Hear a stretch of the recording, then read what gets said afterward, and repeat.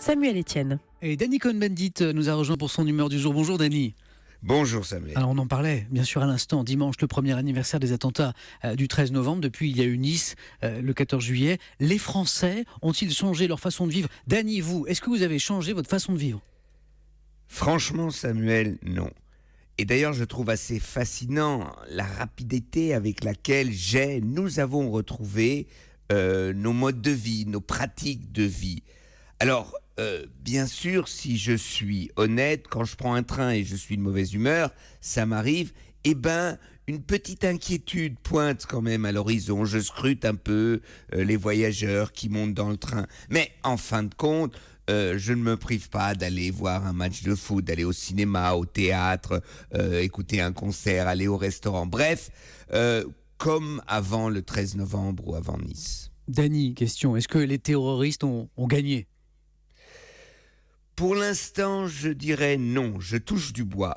Mais, vous savez, ils n'ont pas réussi à instaurer un climat de guerre civile, de nous monter les uns contre les autres.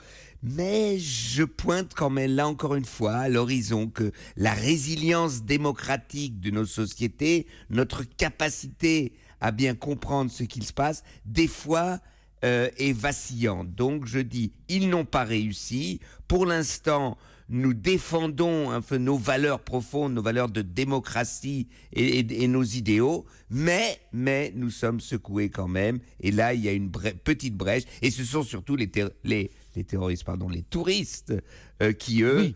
ont été sonnés puisqu'ils viennent vraiment bien, ils viennent moins nombreux en France en ce moment. Oui, les chiffres l'ont montré. Donc les terroristes n'ont pas gagné, n'ont pas encore gagné. Danny, combien de 13 novembre la société française peut-elle supporter avant de réclamer des mesures radicales, des mesures autoritaires?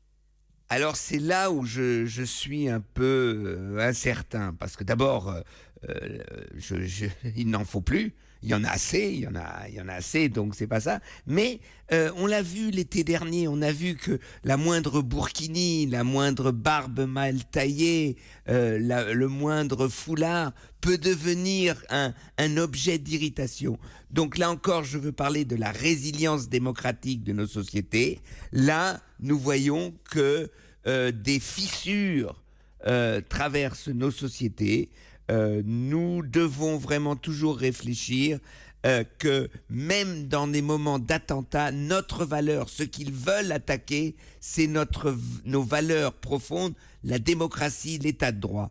Et si nous avons peur de maintenir cet état de droit, alors il pourrait gagner. L'humeur de Danny tous les matins à 8h moins 10 sur Europe 1.